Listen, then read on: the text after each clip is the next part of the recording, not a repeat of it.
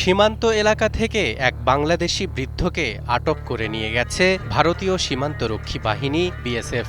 সেই ঘটনার জেরে এই ভারতীয় নাগরিককে বাংলাদেশ সীমান্ত এলাকা থেকে ধরে নিয়ে এসেছে বাংলাদেশের স্থানীয় জনগণ। আমার স্বামীকে ফিরিয়ে দাও, আমি ফিরিয়ে দেবো, আমার কোনো কষ্ট দেব না এই মানুষটাকে।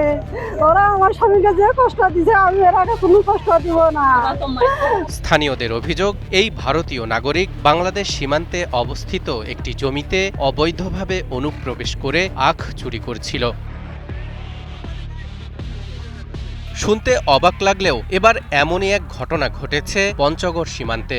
স্বামীর বছর 80 বছর আমার স্বামীকে নিয়ে গেছে, পুরো মানুষ বেরোবা মারে না, তাই দিনটা না খায় আছে। আমার স্বামীর কোনো খোঁজ খবর দেয় না, আমার স্বামীর মৃত্যু আমি দেখতে পাই না।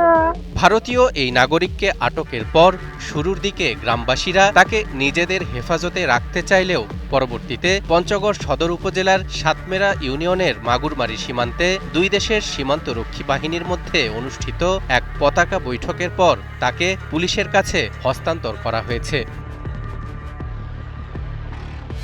বর্তমানে ভারতীয় ওই নাগরিকের বিরুদ্ধে আইনগত ব্যবস্থা নেওয়া হচ্ছে বলে জানিয়েছেন পঞ্চগড় সদর থানার পরিদর্শক আশিস কুমার শীল।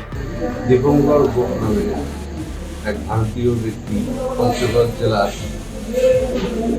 বিরাজত সীমান্তে অবৈধ অনুপ্রবেশ করে আত্মীয়তে প্রবেশ করলে স্থানীয় জনতা কর্তৃক আটক হয়। পরবর্তীতে স্থানীয় জনতা বিজিবির হাতে হস্তান্তর করেন।